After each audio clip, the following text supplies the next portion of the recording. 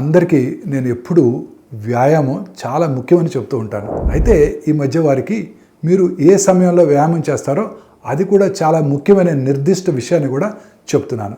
దీని గురించి మనం తెలుసుకుందాం. మనం సాధారణంగా ఏమనుకుంటామంటే ఏ సమయంలోనైనా సరే, ఉదయమైనా సాయంత్రమైనా కేవలం కదలాలి అని. కానీ కొత్త పరిశోధనల ప్రకారం ఉదయం వ్యాయామం చేయటం గుండెకు అదనపు రక్షణ ఇస్తుంది. నిజానికి ఉదయం వ్యాయామం చేసేవారికి గుండె జబ్బు, చక్కెర వ్యాధి మరియు ఊబకాయం వచ్చే ప్రమాదం సాయంకాలం వ్యాయామం చేసే వాళ్ళతో పోల్చినట్టయితే 30% వరకు తక్కువగా ఉంటుంది.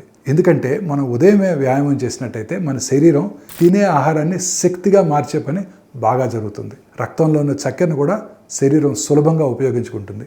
దీంతో రోజంతా మన శరీరం చురుగ్గా సరిగా పనిచేస్తుంది.